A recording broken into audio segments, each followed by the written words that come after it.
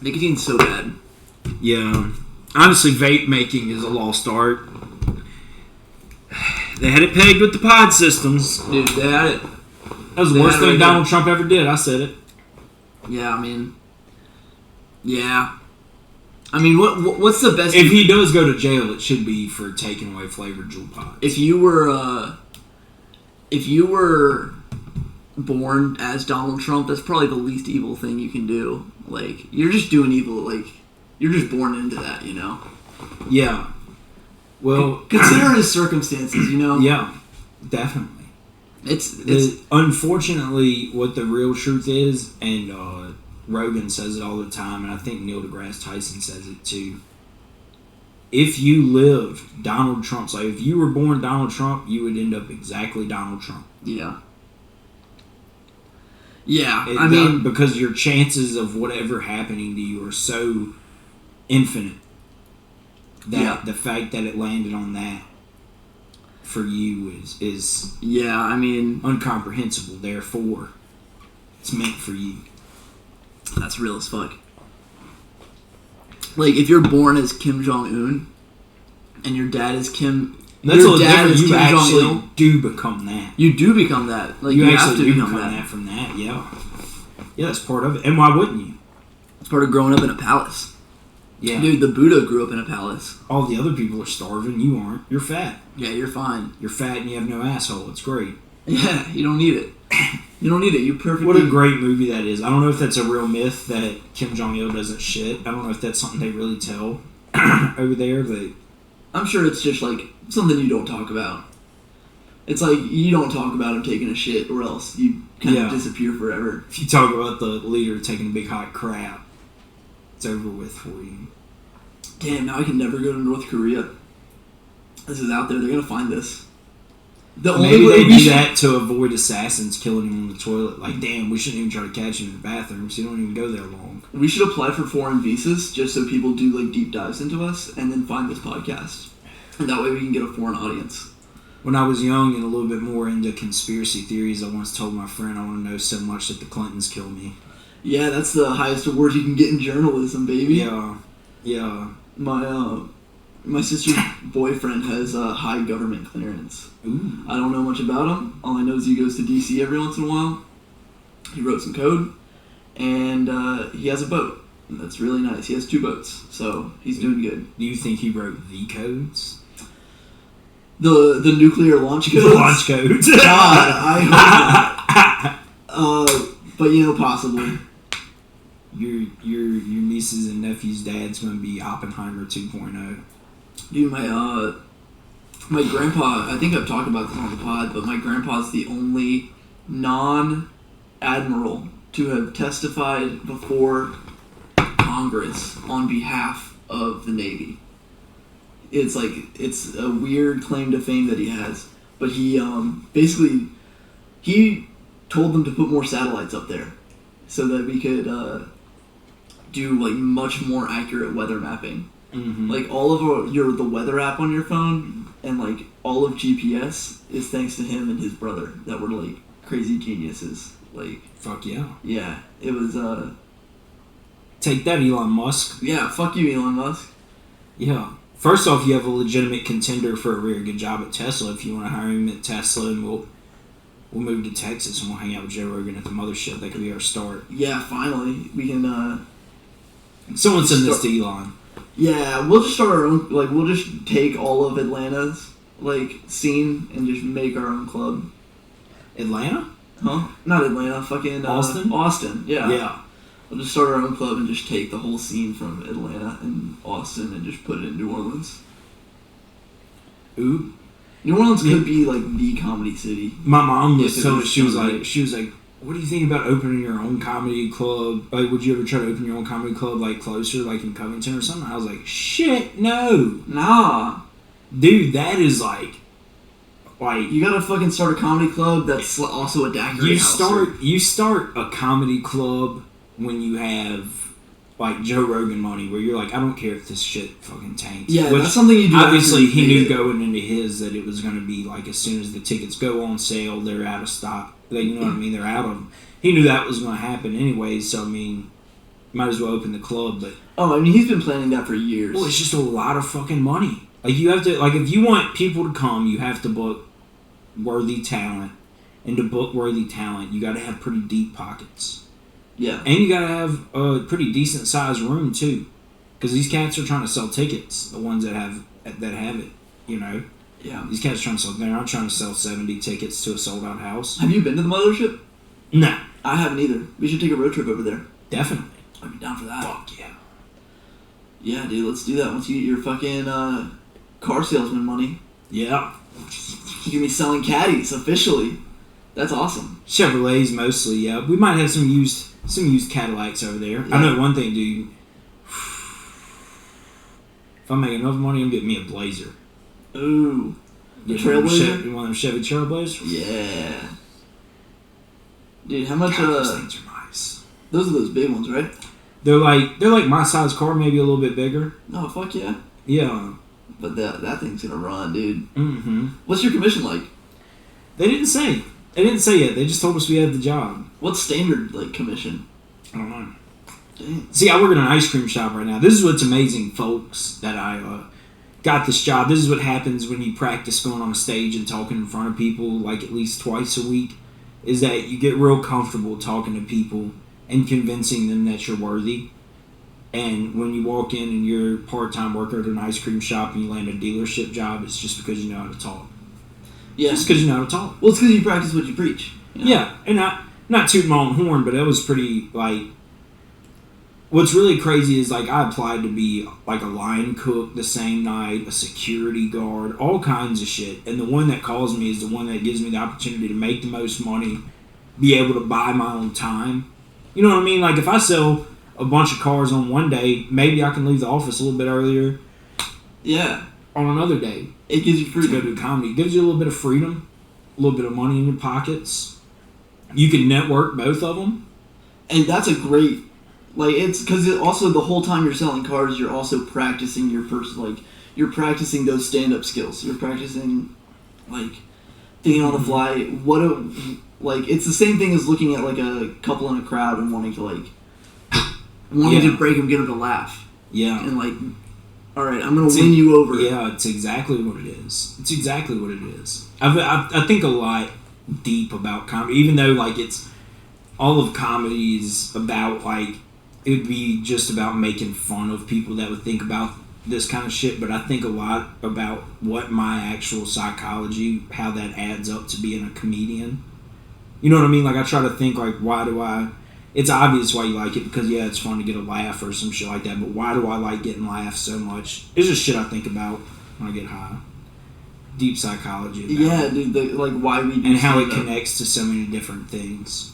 Who really got me thinking on that was Chris, because he talks about how improv affects professional life so much if you have good improv skills. I feel the same way about stand-up. I feel like when I'm doing good at stand-up, I'm doing good at life, because I mean, like, I'm doing this photography business, and being able to talk to people and being, like, especially, like, talking to different people, because when you're doing portraits, there's so many different people that want, like, pictures taken, because, like, and, like, managing people's expectations and, like, being able to, like, make them smile and, like, being able to get a genuine smile out of someone is, like, what makes a great picture. Yeah. Like, I don't know if I said it on the last episode where I was talking about how it's kind of like the same thing that makes people want to cook for people. Like, that's real. Like, people that like cooking for people like doing it because they like to hear, oh man, this is amazing. Yeah. This is one of the best things I've ever tried. All this different stuff, and that's why you do it. And there's different ways that people get that reaction from people. Some people put love and thought and a little, you know, like I think I said, a good joke, a good style for your comedy is a little bit of professional, like Gordon Ramsay, and then a little bit of what your grandma would do, something connected back to your roots.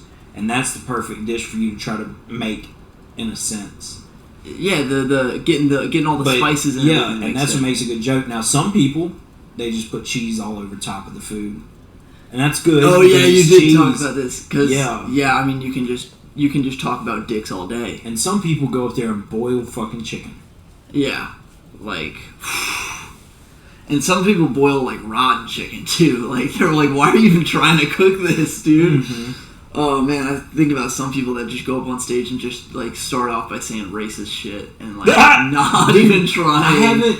I haven't necessarily seen that. And what's crazy is when you see them like stories multiple nights in a row. Yeah. And like when you see them like coming out for months and just saying the same, just non-jokes, just over and over again.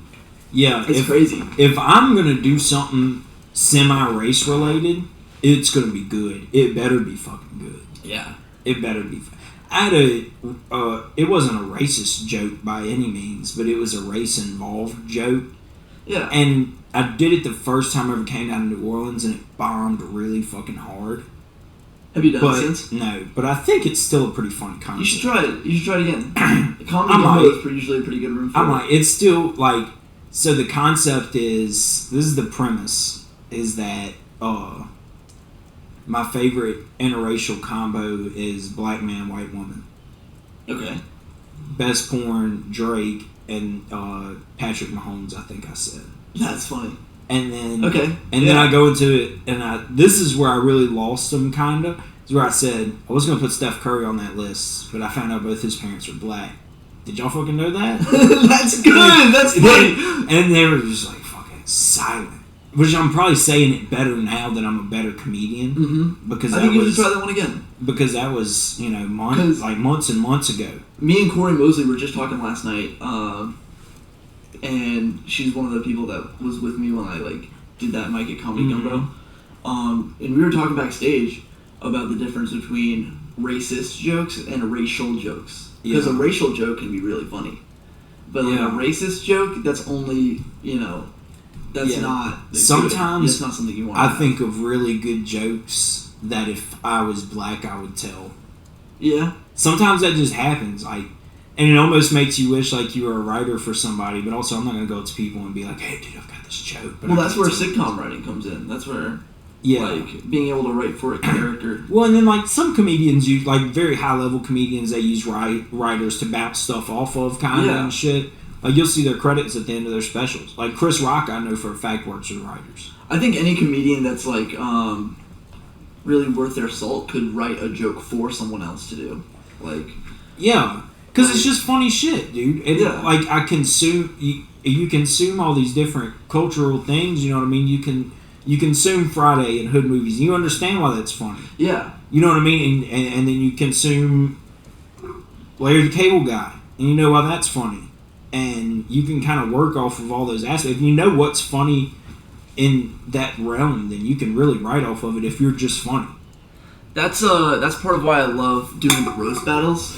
The roast battles are so fucking cool. What I like about them is they give you an outsider's perspective. Okay, what are these people noticing first about you? Yeah. What do people notice first about you? And, what's funny to these other good comedians about what's funny to them? Yeah. And the roast battles.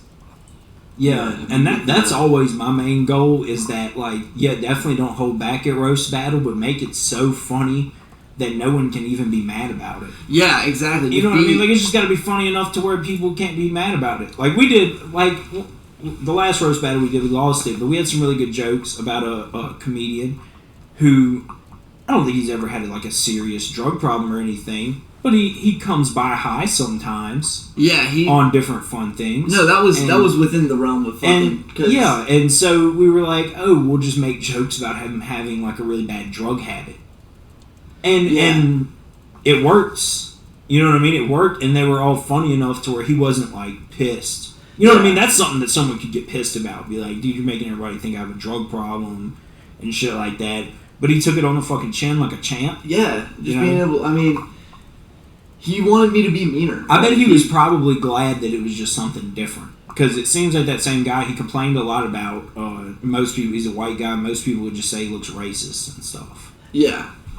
You know what I mean? It's fresh. You have to be honest with, your humor. Which is kind of what most people do for me, almost. A lot of people... What's hilarious is a lot of people do a lot of gay jokes about me and you because we're on a podcast. Just 'cause, which is funny as shit, dude. I'm glad they fucking do that. It's funny. Yeah, because then it just brings attention to the freaking podcast. Yeah, well, and also, it's funny. Like, that is a good roast to do for two people that have a podcast together. Like, oh, they have a podcast together. What, are they gay? You know, like, yeah. I feel like to have a podcast, like, you're just opening yourself up to that with, like, having a podcast. Yeah, I think it's because in a way, being a comedian is a very individual process. But when you team up with others, it seems like, are they in fucking cahoots now? Yeah. You know what I mean? But what are they fucking planning? In reality, we should all be working with each other. Yeah, I know. Anyways. I never want to see two comedians working together. No. Yeah, and then you guys. Then keep the scene as fragmented as possible. Some comedians that are mad that people are working with other people and not, like, paying to work with them. Because there's some people in the comedy scene who think they can do a lot and they want you to pay to be on their shit. Oh, man, dude. I would love to, like, I would pay probably, like, $1,500 to do a sketch with some certain people in the city and, like, ride around in their car all day. Yeah. I would cut off a pinky to be on that show. Please, if you know what I'm talking about. Something where, like, something where, like, we can just kind of act out, like, a real, like, goofy scene where, like, maybe you're an Uber driver. Yeah. And, actually, this is a good idea. If there's, like, a woman comedian. Hold on. Great idea for a sketch. I got a great idea for a sketch. So you be like this crazy Uber driver, and it's like a low-grade Uber. Okay. And I'll be in the back seat, and I'll get in, like, and we have just, like, a wacky experience in the car. We should totally do that. We could do, like, 20 of those with different people. And you know what? We'll do it for free because we love our other comedians. Oh, dude. You had me in the first half. I wasn't going to lie, dude. That's a funny fucking joke, dude. I would never do anything for free with another comedian, dude. Yeah. That is... If you want my time, I have 15,000 followers on TikTok. If you want my time, you're going to have to fucking pay up, alright, bud? I didn't know your TikTok following was that big. I got it like a year ago, and then I burnt myself out, and then I stopped posting on it. But I'm back in the saddle. Well, that's because you're focusing on your rap career. Yeah. That's because you're focusing more on his rap career. They call me White Knuckles. White Knuckles? White Knuckles. He's blowing up, dude. Yeah, and you don't want a white knuckle sandwich. I was just in the studio today. I was getting it. I was actually working on a real personal part of the album. Oh yeah? Yeah, just doing a lot of interludes. Have you figured out an album name yet? No, not yet. Trying to just brainstorm. I got you. I'm pretty good at coming up with album names, so we'll think of something. Cheese. Say cheese, everybody. I'm into fucking... What do you think about your Celsius so far? It's good. I'm already feeling like the energy boost from it. You know what? When we first started drinking them, my friend Jake that introduced me to him, you know what the first phrase he was? Because he was trying to become an ambassador early with them. Oh yeah? Because we were losing a shit ton. Like, we were losing a shit ton of weight drinking them and shit. And so he was trying to become an ambassador for him. Kept writing them emails. He coined a phrase, and it's very true with the Celsius. 3 sips in, and I'm a new man. 3 sips in, and I'm a new fucking man. Wake me up in the fucking morning.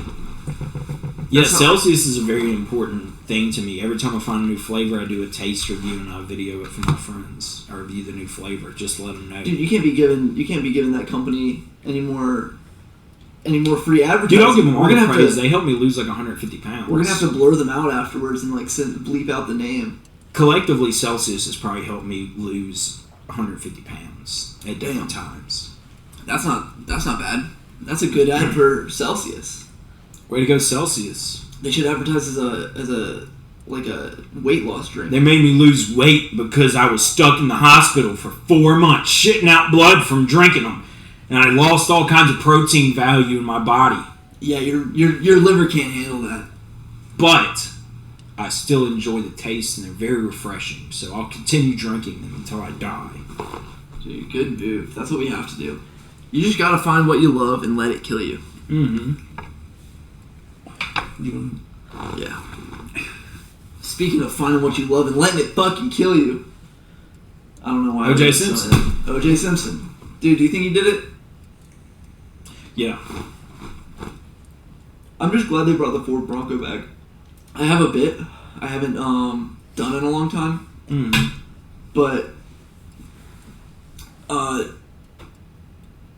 I was thinking like they just brought back the Ford Bronco, so I was thinking about what they would have to do to make them stop making the Ford Bronco a second time. Like like what kind of high profile murder would have to take place to like completely like make it so that like we can't bring back the Ford Bronco. Like even after like 20 years, they brought back the Ford Bronco. Right-wing radical drives through LGBTQ plus and or a BLM rally in a Ford Bronco. Drive straight through it. It would have to be a high profile individual. No, dude. If a Ford Bronco is involved in that kind of shit, that's the thing though. Like, it's only certain things. Like, if it was a Ford Bronco, they'd be like, oh man, we gotta quit fucking selling Ford Broncos again. But if it was like a Nissan Altima, no one's gonna quit selling Nissan or buying Nissan Altimas.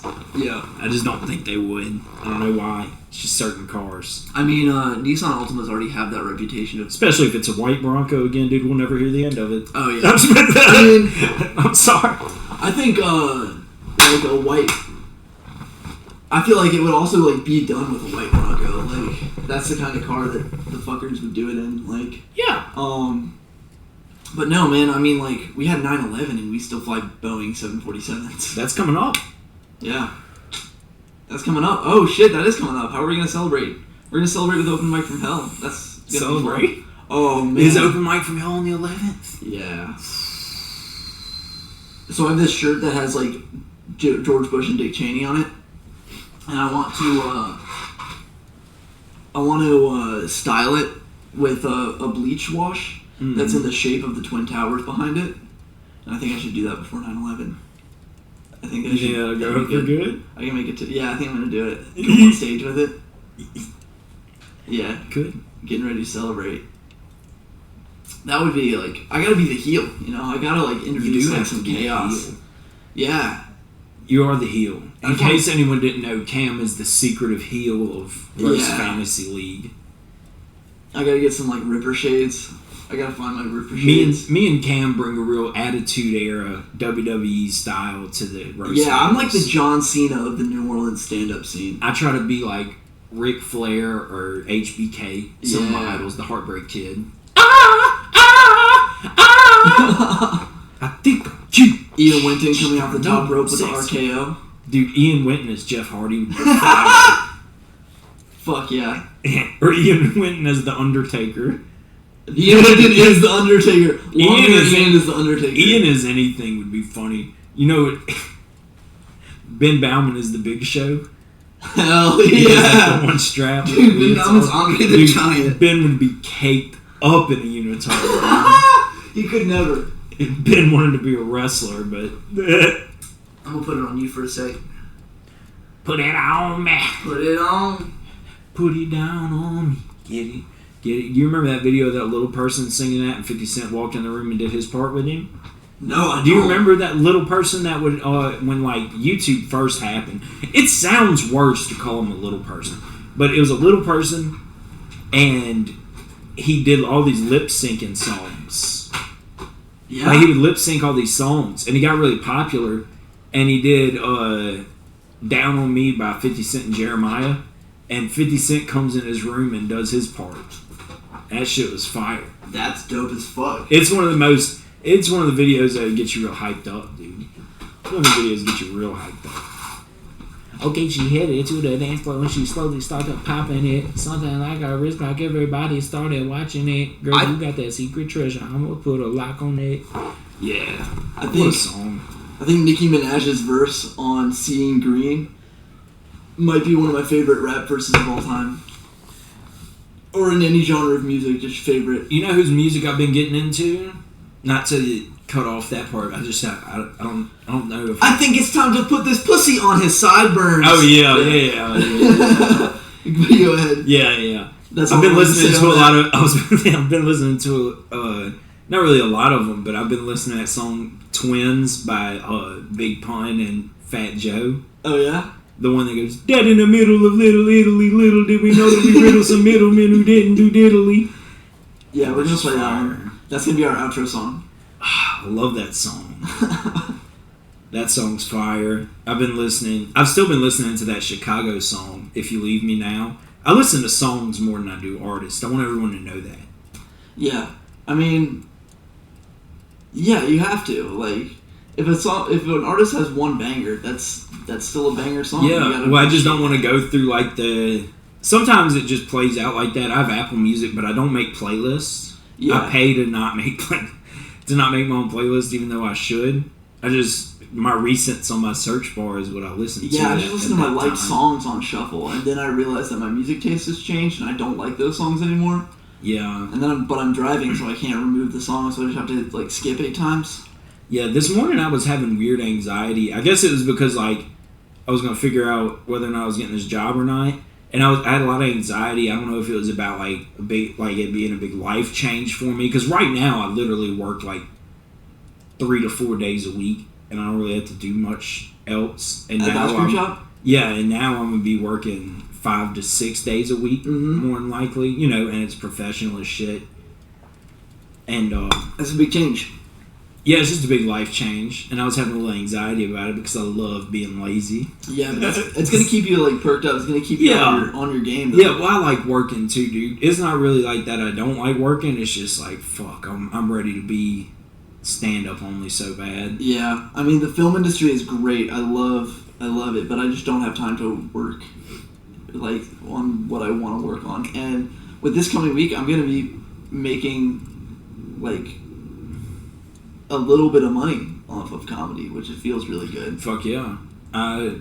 My next paid gig is the 29th. Hell yeah. What's that? Ugly Dog. Right on. Ugly Dog Ryan's. I don't know if it's his mic or it's a show. I'm pretty sure it's his mic. But it's on a Sunday. His mic's on a Friday, huh? Yeah, his mic's on a Friday. Let me see what day the 29th is. I already took off for work. I'm doing... Plug your new dates while I'm looking for mine. Plug your new date. You got new dates? Yeah, I got a lot of dates. Okay, it is open mic. I got coming up on. I mean, these are all going to be passed by the time this podcast is up. But on the 10th, we got the roast battle. Mm-hmm. The roast battle of all time, and then Monday is open mic from hell, fun show. You're on open mic from hell too? Yep, I'm going to be fucking the heel. Swag. Coming out as the heel. It's going to be a stacked show. On Tuesday, I'm going to Covington, doing Covington Beer Garden. On Wednesday... 3 days in a row. 4 days in a row? On Wednesday, I'm doing Comedy Happy Hour. And then on Thursday, I'm doing Comedy Gumbo. And I'm going to be on a booked part on that. 5 days in a row, everybody. Yeah, I've been going hard on the open mics. 5 days in a row. He's been going hard on the open mics 5 days in a row. I can't wait to... Dude, I need to get fucking... Yeah. Well, the first one I got was that Comedy Happy Hour on the 13th. Mm-hmm. So I've been trying to, like, build up 10 minutes. Build up a good, like, a tight 10 before I even, like, start running 10s. Because, like, I'm just now doing, like, 10 Have you ever sets. done the beer garden before? Hmm? Yeah. You've done it? Yeah. Okay, I was about to say. So you it's a cool spot. Yeah, it's a cool spot. I was You're just standing sure on a the floor layout. in the middle of a bunch of people, but yeah, it's cool. Ooh, I wonder if Dude will be there. There's a guy. Okay, so there's a guy that comes there all the time, and he'll ask to be on the show at the end of it. He's like a local guy, pretty cool dude. He's pretty funny. I don't think he doesn't obviously focus on stand up enough to really write like a real set. Yeah.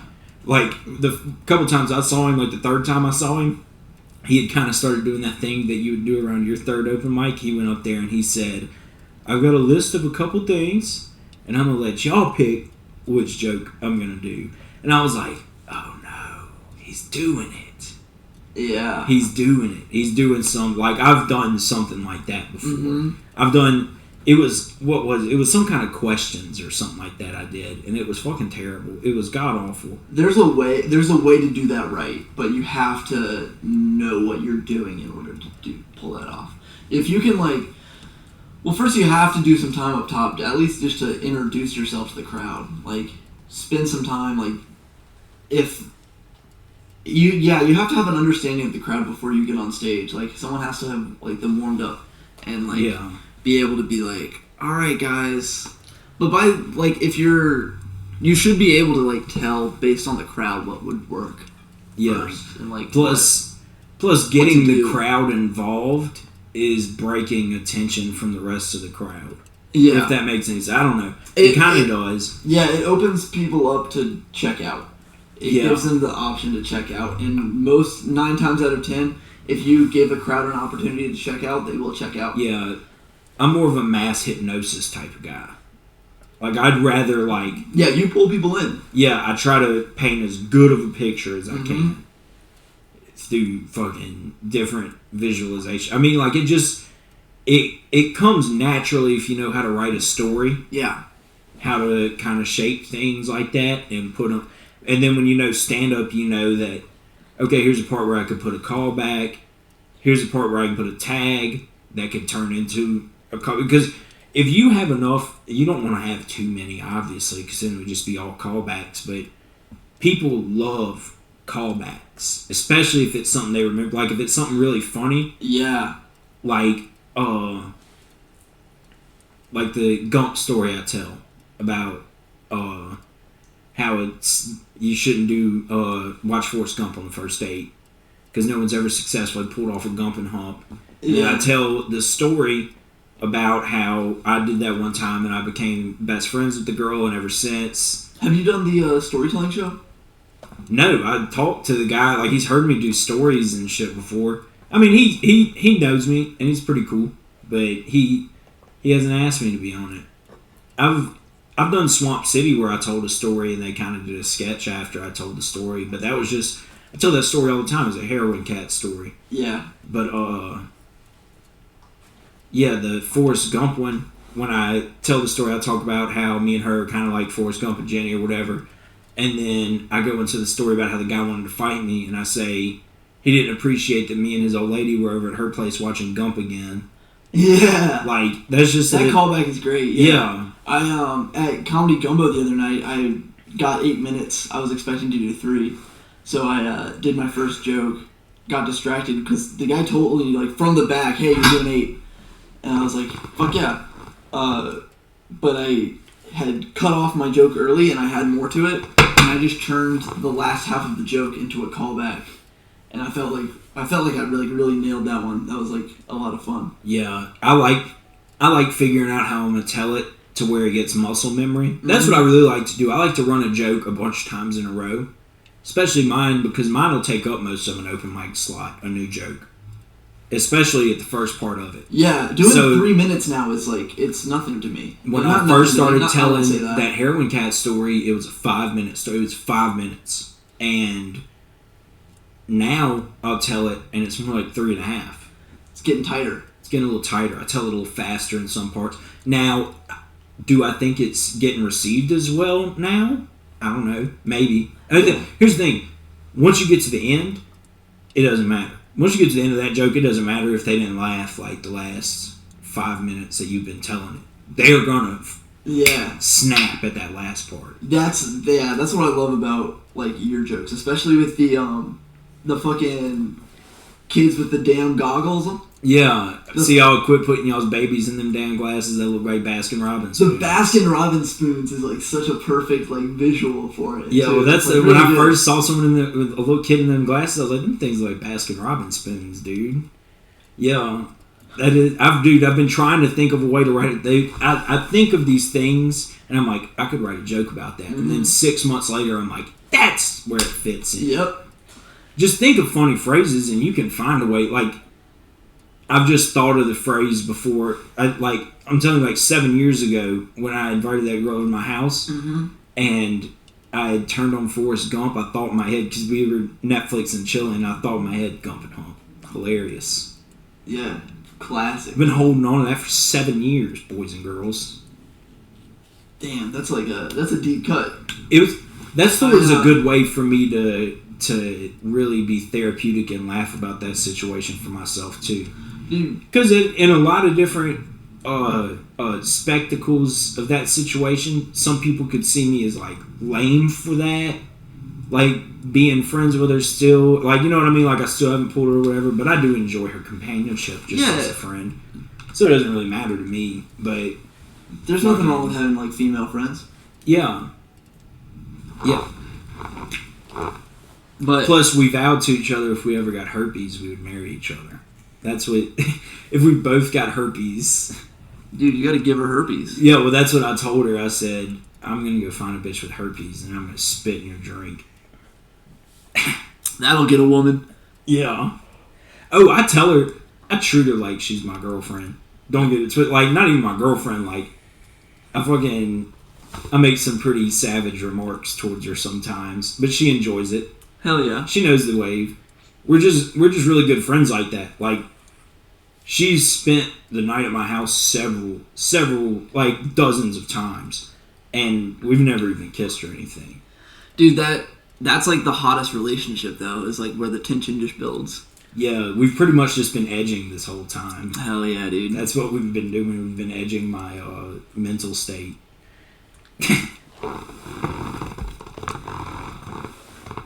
Dude,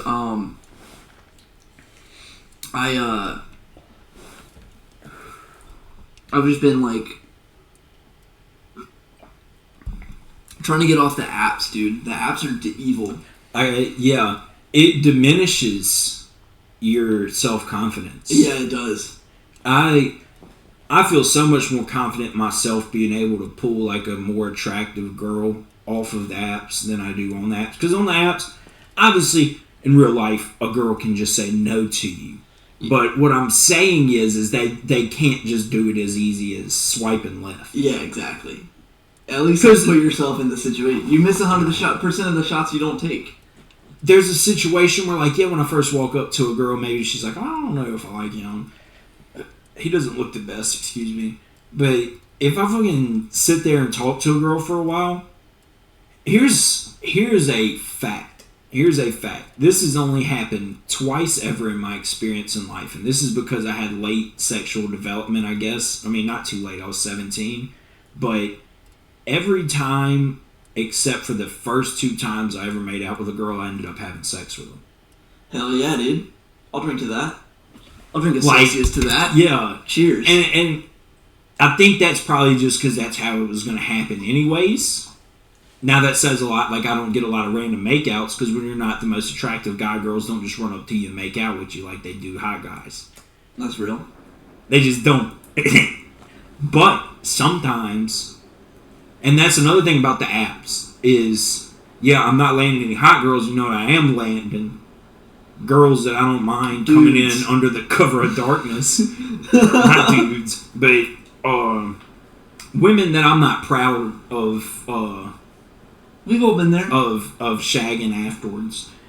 Because, like, not anything against them. It's just like I did it again. Like, I fell to the human desire so far that I did that. You know what I mean? Like, yeah. It's kind of like if you were so hungry you ate out of the garbage. Oh, those poor girls. Yeah, and you're not even homeless. Yeah, you're just hungry enough to just needed some food, man. Or I should say, it's more like eating something that you dropped on the floor.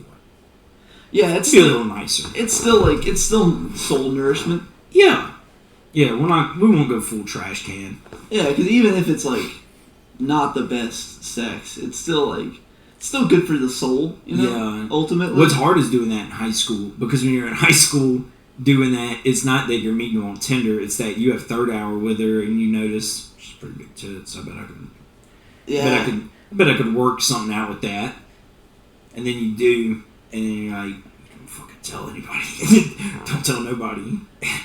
Yeah. I was I was a whole different person. I've had several different events in my life since I was probably 17 that have converted me into a pretty new person. I think so too. I'm definitely not the same person I was when I was 17. I'm fucking glad I'm not. Mm-hmm. That guy sucked. He thought he wanted to be a teacher. I wanted to be a mechanical engineer. Now I'm doing what I want. I'm just doing tech, doing my own, like... Drinking water out of jars. Drinking water out of jars. On a laptop. And That's life. I feel like I find... Because I like putting shit together and, like, making shit. And I'm finding that niche with... Like, I'm finding that joy in creating things, producing things, photography, being able to, like, produce a final product. Yeah. Once I learned how to process, like, create a process and follow through with it, I think my ADD got a lot better. Yeah. And that's why when it's so hard to, like, pull yourself out of, like, a slump when you're in a slump. Because it's like you don't have the momentum to ride on. Yeah. Like, you know why I haven't, like, I never sent you that last podcast? Dude, I haven't taken my laptop out of my bag. Like, yeah. I told, like, I will saw just the same tabs are open. Yeah, I was about to say, I will sit it down and just leave it there. Like, oh, yeah, that's a thing. And then, like, when we go to a podcast or something, I'll bring it with me. The only reason I had it with me now is because I thought I was going to have to... My printer broke at home, and I couldn't print off my resume, so I was like, dude, I'll just bring my laptop and I'll email it to the guy, or I'll ask if I can print it off there. Didn't even need a resume, but it's just been in my car ever since, in my bag. And I keep all that podcast stuff in my bag. Dude, you gotta pull it out. I gotta get that stuff. Ben Bauman just called me. Should I answer it on the pod? Yeah, let's see what Ben's talking about. Ladies and gentlemen, this is Ben Bauman, the giraffe with the fattest ass. I can make some predictions. Yeah. He's probably going to talk about the British girl he's obsessed with. He's in love with her. He looks a little British, except for his teeth, obviously, but he looks a little British. He could be British. I'll actually censor this. I'm not going to say anything about them. About him. Yeah. Yeah, you can blur out what I said his last name, too. I felt bad after I said his last name. I didn't mean to do that. That's alright. I'll cover his name. Hello? What up? What's up, dude? You're on the podcast. What are you doing? I'm on your little potty podcast. Yeah. Yeah. That was a prediction we made. We actually thought we're having a pretty good one, actually. One of the first things we were going to do was shit on the podcast, so you're 1 for 1 right now. Oh, guess what I was about to do? What are you about to do? Shaft my shit. Oh, 2 for 2, baby. Right on. What are you doing? About to take a shower and then go to work. Okay, what's going on at work? It's tonight at the Comedy House New Orleans we have Nola's Best being performed by some of New Orleans' the goodest comedians. What are you gonna jack off to? Let me read you the title of the video. I heard the ghost of Rodney Dangerfield is going to be at New Orleans Best tonight. Okay, this is what it says. Who's that? The ghost of Rodney Dangerfield? Oh, is he gonna be there? Yeah, he's going to be there. He's been on tour. Listen to this. He's coming to Nola Comedy House tonight. All right. You Ben, wanna hear, yeah, Ben. What do you got for us? Who's Chino? Hello. Yeah, we're ready for it. Look, my pussy is out. Now I got your attention. I'm a bug trick step bro. We don't need none of that. That was that the title of the video he was watching? Yeah. He said he was very serious about it. Yeah, no, he was serious. He found an actual video. No, I was talking about being serious about jacking his shit, because he said he was about to take a shower and go to work, and he found a video before he gets a shower. I know for a fact. He's got his process down. I just don't know why he had to call me before that. If there was ever a point in the day when I ever would do that, it would be before I took a shower. Yeah, Ben calls you not to make plans, just to tell you about what he's doing to his dick.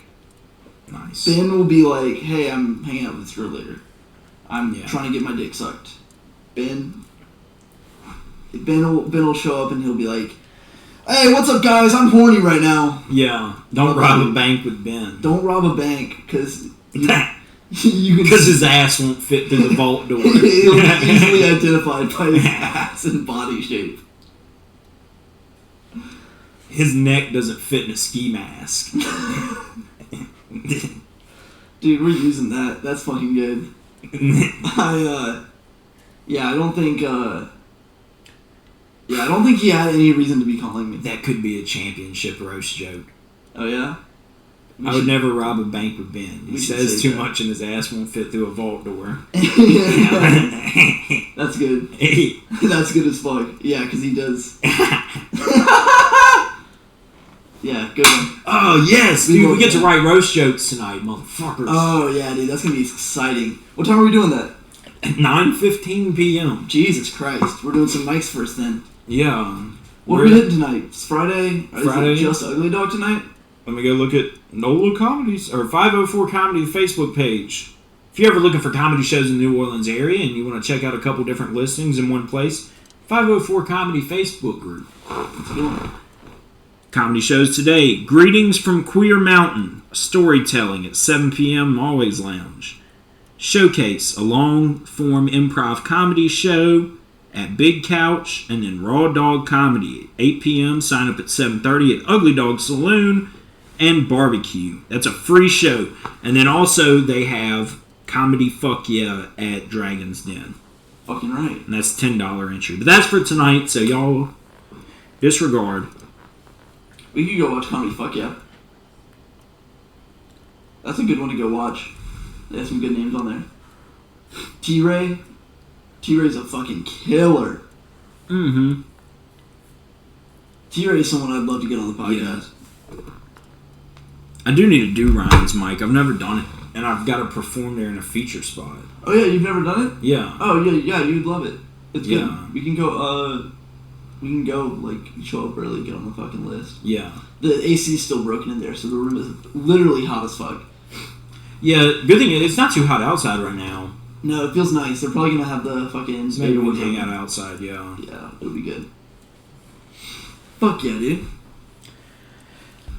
Do a nice gump joke for the people. Yeah, I got a joke I've been trying to work on. It hasn't hit yet, but it's about how, like, every app has their own TikTok. Like, their own version of TikTok now. But, like, Facebook is still Facebook. Like, you get the same, like, people that post on Facebook. I saw a fucking cop shoot a dog. This is real. I watched a video of body cam footage of a cop shooting a dog on Facebook Reels. And all the comments were like, he did what he had to do. Thank you for your service. Like, it was just someone's dog. Like, it wasn't like it was just a fucking border collie, dude. Like, dude, Facebook is where you get your wildest comments. You get the that's where you get shit. unhinged people. Unhinged people are on Facebook. That's where the Anunnaki believers are. That's where like all the best people you can find. Like, yeah, that's where you get all the unhinged people from your community and shit. Like, just those people. Yeah, just those people. You get that, dude. Nothing's better than, like, finding a real trashy girl's Facebook post with a bunch of comments under it and just reading through that. You just read through that, dude. That's a good laugh. That's a good laugh. Oh yeah, there's some, like, dude. Just people are crazy. People are nuts. You know what else is nuts? People are getting paid as digital creators on Facebook for literally, like, sharing funny stuff. It's like they're curating other people's funny shit. Dude, I mean, that's what iFunny always was. Ah, dude. That's like... iFunny, did you ever get anything featured on iFunny? No. Oh, I never was on iFunny. I missed that wave. Really? Yep. I had it, because it was really when we were, like, in junior high. You graduated class of 18, huh? Yeah, I was class of 17. Class of 17? Mm-hmm. Okay, so yeah, you graduated a year before me. But I had an iPhone in junior high sometimes when I didn't have a broken iPhone. But,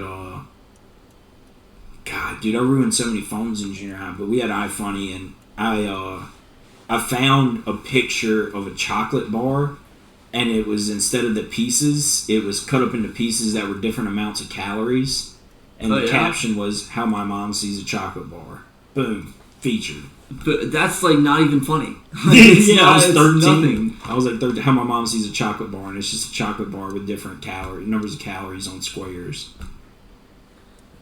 That's funny as fuck. And that other shit that was probably way funnier. Dude, I used to love Vine. Did you ever make Vines? Yeah, I did a couple Vines. I never blew up on Vine. But, like, early days of TikTok was where I really found my love for making dumb shit. No, dude, for some reason I wanted to be Jackass so bad when I was a kid. I've been doing a lot of sketches on, dude, you want to be Jackass? Dude, yeah, I mean, kind of. Like, here's the thing, I've gone my whole life without breaking a bone, because, like, this finger's broken, but that's not really a broken bone, that's not a broken bone. Dude, I was thinking of getting a trampoline. I used to jump off my roof onto a trampoline. Trampoline would be fire in your backyard, would be too. Fucking fire in my backyard. We used to have one back there before Hurricane Ida. Hurricane Ida wrecked that shit. You've been living here that long? No, I had friends who lived here before me. Oh, okay. Grandfathered it in. It's been a really dope spot. We could actually do backyard shows if we open up the gates and just make it a backyard seating area. Yeah. I'm thinking of doing that in October and doing like a backyard comedy show, just for like, just try to see if we can fucking do something. Just advertise it really hard on like Tulane campus. Yeah. Video it and put it online or something. Yeah, of course. But that's what I was with that fucking roast show. I've been thinking about. I don't know if I necessarily want to do it at some places. I think that we went to another place the other night that would be way more suited. I mean, we can gather our own audience. Like, yeah. Well, it doesn't. Yeah, it doesn't really matter where it's at. You know what I mean? Because if you build it, they'll come.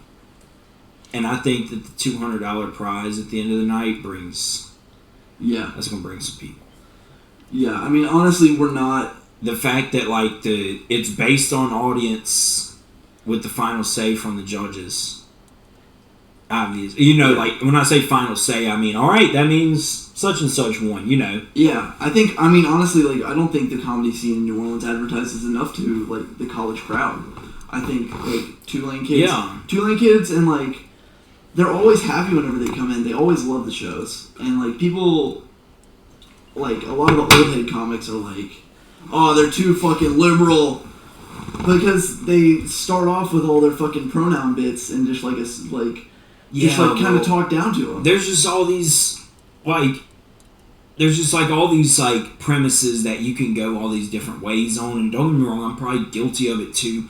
But people find it so appealing to write about those things. Yeah. Like, we were talking about Tinder a second ago in the apps, talking about how we want to get off of them and stuff. Yeah. Dude, if I hear another Tinder joke that isn't, like, you know, everybody's Tinder joke is about, like, some people have this in their bio, or what about this guy holding a fish, or whatever. Yeah. Not that I'm dissing on him, because some people have good jokes like that, but everybody has one. Everybody. A lot of... I don't know how much... I mean, none of them are going to see it. A lot of lady comics write about the same shit. And a lot of dude comics, too. Yeah. But there's just such less amount of lady comics... Yeah. ...that it shows more. That does show. Yeah. And not all of them are like that. Some of them are very original and have fucking funny jokes. Yeah. There's so many hacks on, like... Yeah. I guess we do have some very prominent female comedians that are hacks. And that... Yeah, we have males, too, that are... We have males that are total hacks, so... Yeah. But and not that I'm just like... Not that I'm just like this fucking grandiose stand-up comic. It's just I've been complimented on my joke writing enough by the right people, not just anybody. Yeah. By the people I feel are great joke writers in the scene too, to where I can be like, okay, I'm writing different shit than most people are. Yeah. And you can tell it from stage too. Because, like, and there's different styles. Like, I focus a lot on joke and story writing. There's some people that focus a lot on their crowd work. And that's great. That can get you Instagram famous if you have good crowd work. Some people make bread off of crowd work. Yeah, I mean, that's their whole bread and butter, like Stavros. I really like, and well, the thing is that he can write a really good joke, too. Yeah. You can't be just, like, super strong in one area. That means I need to work on my crowd work. Now, do I think I could do decent enough crowd work? Because crowd work to me would be like finding a way to set up a story that you already have. Almost like how psychic mediums will be like, you have a cousin. You know, like kind of just try, she was 52 when she died. That's being able to like read people. Yeah. Hardcore. Like that's also like, I feel like the best crowd work isn't even jokes. You just like finding a funny person and being like, what's up with them? Yeah. Like an obviously easy one would be like find an old couple in the crowd and be like, y'all married? Yeah. How long y'all been married? 27 years. God damn, 27 years. And it's so easy. Yeah. That's it. But you have to take it deeper than that. Like doing like crowd work. It's so easy to do crowd work, surface level crowd work. Just like it is to do like surface level joke writing. Like, yeah. It's just another muscle. Yeah, I need to practice it more, but I really want to get a good set down first before I do any of that. That's what I'm working on this week. I just don't see... And it's good to work on your crowd work if you're already getting paid a lot, but you're not going to prove a lot at open mics doing crowd work. Yeah. I just don't think so. Some people, maybe they do. I don't know. Some people... Yeah, I mean, I have a lot of fun doing, whenever I do, like, light crowd work. Yeah, but your crowd work always turns into something. Yeah. You know what I mean? Like, I need to go in it without an end in mind. And, like... Yeah. Well, I mean, you can, or do go in there with an end in mind. Because that's the best. That's how you make a callback or a relation. I think just spending more crowd. time, like, okay, like this, like using it as a way to get the crowd relating. Because I have jokes about New Orleans that, like, anyone who's from out of town, it's about the first things you notice when you go to New Orleans, like, and that's an easy, like, fix. So if I ask anyone if they're from out of town, you get some woos, you talk to them for a little bit, go into the New Orleans stuff. Yeah. But then you have no one in town, like, people who are in town, and I have a different version of that same joke that's for, like, locals, like a local crowd. I'm glad, which, I mean, it's definitely something to do out here for sure. Do jokes about New Orleans and stuff. I'm glad I'm not from here to where, like, that's a lot of my base. Yeah, because then you're only talking to New Orleans people. Yeah, and then you're only doing stuff that's going to work in New Orleans. Not necessarily, because there's no other place like it. Yeah, I'm just lucky to have, like, been to, like, different places. Yeah, I need to go other places. I need to... We can do some stand-up in fucking Bay St. Louis, if you ever want. That's just an hour away. Yeah, that's a fun little scene. It's always, like, older white people and then just random, like, townies. It's pretty cool. It's a pretty good little scene. Yeah, I like Bay St. Louis area, too. I like a lot of the people out there. I've been out drinking amongst those people. They're fun. They like to have fun. Yeah, because they got boats. Yeah. They got boats. They like going to buoys and getting real trashy. Yep. I notice a lot of the women like to get real shit drunk and dance crazy. Mm-hmm. Yeah, you go to Triple Tails. You go to Triple Tails, 3-story bar, different dance floor on each bar, on each floor. I think we went to a place like that had different bars, and there was this Asian girl working the bar. And there wasn't, like, no one else on that floor with us. Dude, she was so hot. She was in the race cars and shit. Dude, she had a husband, but... Still, dude. Yeah, we weren't, like, going crazy. Like, me and my friend were trying to play it up like he, like, has a Corvette and shit. He doesn't. Yeah. But, like, we were like, he makes enough money. Now, don't get me wrong, this guy makes enough money to buy himself a Corvette. Yeah. But we were just, like, hyping it up. And our other friend was super drunk, and he was almost, like, fucking it up, trying to add on. Oh, man. And I was like, shit, dude, don't fuck it up. The Bay, Long Beach, and Gulfport are really good places to fucking do. You alright? Yeah. I had a good time in Biloxi over the weekend. I don't think we talked about it yet. Yeah, we haven't. Where I won all that money playing Baccarat. Oh, yeah. I won all that money playing Baccarat. Dude, you won, what, $900? You were 900 up, or? Yeah, we started off, we pulled out 500. We went and ran the slots for a little bit. Lost like $250. So we had about $250, but like 50 was in his pocket, and I had $200 bills. And I walked up to the lady at the Baccarat table, and I gave her the $200 bills. She gave me $200 chips. The first bet comes down. I see what the guy's playing. I look at the screen. I'm like, yeah, I'm playing player 2. Played it, won. So now we got $300. Okay. Sat out a round because there was a tie, and I sat out another round to see where it went. Yeah. After the fact, and because you can just sit there and hold, you don't have to bet on every hand. And then when I saw where the pattern was still kind of going where I thought it would go, bet player again, won it.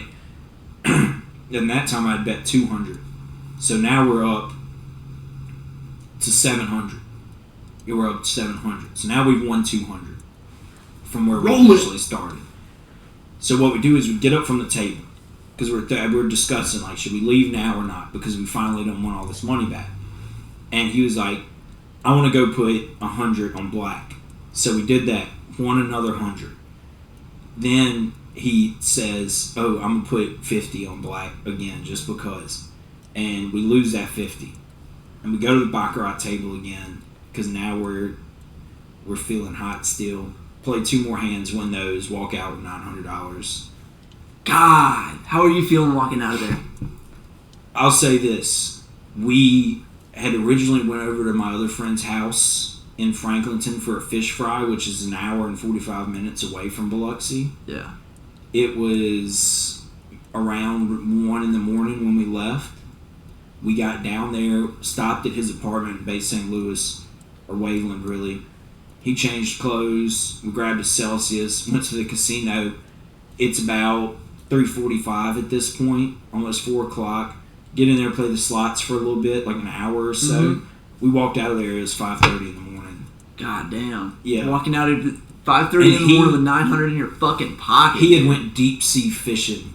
The next day? The whole day before. The day before? And he was still, he's rolling. Oh, dude. This is one of my best friends, and like when we get on an adventure together, that like we've done a lot of adventures together. That sounds like the best weekend.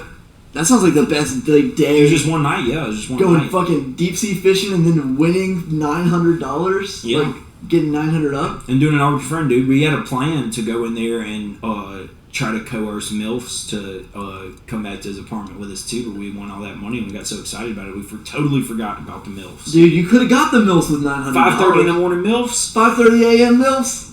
$900? Dude, you're golden. You're golden. You're squeezing that cherry, dude. I don't know what that even means. Yeah. You're juicing that lime. Dude, it's what Jimmy Buffett would have wanted. Yeah. I don't know.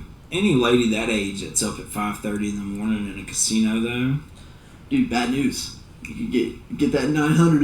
You could lose that 900 real quick. Dude, I had a friend that he was at a casino. He had lived out of town, and he was at a casino, and he'd won a little bit of money. He was the one that introduced me to Baccarat, actually. He'd won a little money playing Baccarat. And this woman came up to him and was like, risen him up, and he was like, okay. And he, they went up to the room. They fought. She slept in the room with him. He woke up the next morning. His SIM card was taken out of his phone. Bro, his wallet was empty, and she was gone. Cause, damn, that's dirty. Yeah, he said his watch was gone. Everything. Well, one time he's had some pretty fucked up situations happen to him. He was living in Dallas, and he walked out one morning. His truck was on blocks. He had some real nice rims and tires. Walked out, his shit was on blocks, dude. What'd he do? Huh? No, what do you even do in that situation? Yeah. Just fucking walk home, buy dude? new rims and tires? No, he was at his house. He walked outside, and he was outside of his apartment. He walked outside, and his truck was on blocks. The girl took him? No, this was a different time. That's what I'm saying. This dude has all this shitty stuff happen to him sometimes. Dude, but then he went. Is it the same guy that won the $400? No. I went with him. The first time I ever played Baccarat, we went and played with his money, and he pulled out $1,100, and we lost all of it, just about. You're telling me you have a good luck friend and a bad luck friend? I have a friend that was willing to listen to me on when we should leave. Yeah. At one of those times. You know what the big difference was?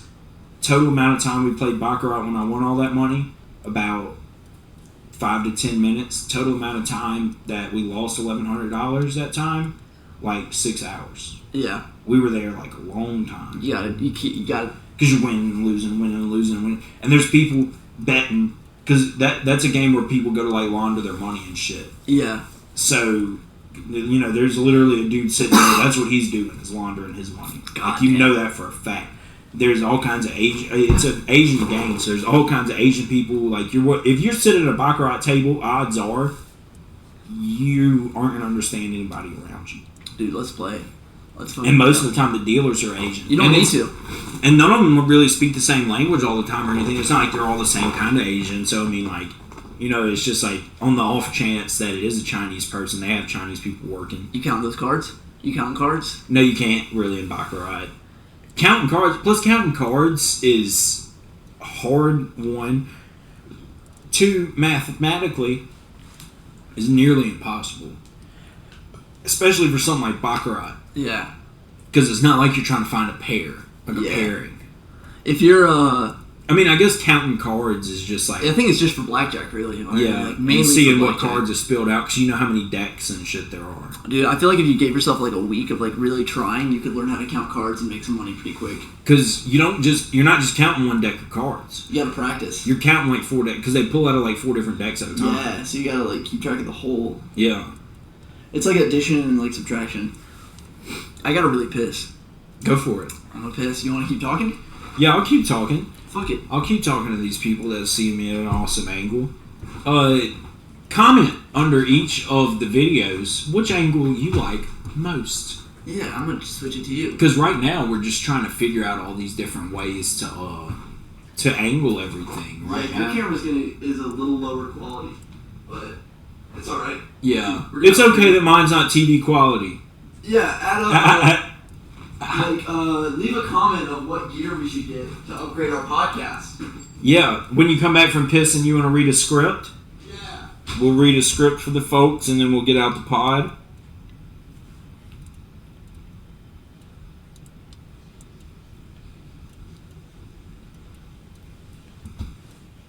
Folks, it feels pretty good to have a new job. It feels pretty good to have a new job. You know, and you wait for these things and they happen. You know, if I applied for all these different positions and I'm wondering, like, why can't I even get a call back to be a fucking janitor? Fuck yeah. Why can't I even get a call back to be a janitor? And what is it? It's God saying, Crockett, you can make so much more money being a car salesman. So much more money being a car salesman. Actually, I'm going to tell them people to call you for an interview and you do your work, baby. I created you for this moment. Once I give you the opportunity, all I ever needed was a chance, and I think God knows that too. Actually, it's not my first interview at a dealership. I interviewed at a dealership when I was 19 years old, and my dumb ass thought I was going to get a job there.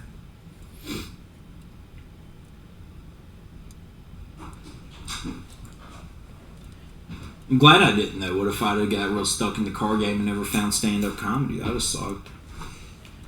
You talking about jobs? Yeah, I'm just talking about how, like, everything held out from being a line cook or a janitor or anything like that, and then I get the job that's going to end up making me the most money. Yeah, dude, you couldn't have been a janitor. Dude, I was willing to take a job, like, making $15, $16 an hour down here just that way I could kind of be closer to doing comedy. But no, you got blessed. That's fucking dope as shit. Blessed. God bless Chevrolet. Best Chevrolet. Oh, I mean, I don't know. Should we not say the name of the dealership, or should we? I mean, I don't give a shit if someone comes down. They come down there and buy a car. We'll bleep it. Yeah, Fuck be it. fine. Have you figured that out yet? You know how to bleep it? Yeah. I haven't watched any of our episodes where we've bleeped anything yet. I haven't bleeped anything yet, but I can. I know how. Just add a bleep sound effect, turn down the volume, you're good. Keyframing and all that shit. Yeah, you know, it's a funny joke that Bert Kreischer said he started doing. He had just talked about it on his podcast for like the last 7 years. Every time he says Neil Brennan, they bleep it out. And it sounds like he's saying the N-word almost. That's funny. Dude, Neil Brennan is like probably one of my favorite comedians out there. And there was, I think it was on the Fully Loaded tour this year, Big J figured out the joke and why he does it. And so Big J started, because every time someone else says it, he bleeps it out too. And, it's just like anytime it's said. So he started playing it to where it sounds like they're bleeping out him saying the N-word. That's funny. He's really saying Neil Brennan. Yeah, Neil is one of those like generational like fucking talents. He's great. Mm-hmm. I mean, he made the Chappelle Show what it is. But are we reading this script? Yeah. What do you want to hop in on? We're doing this is are we going to do it as the characters? Yeah. I think, what are you feeling? We can try Batman again, dude. I feel like I just need to focus and really hone in on. You want to try Batman? Batman and Bane. Let's do it. Where are we going to start out with Paige? The top? Do you want to do one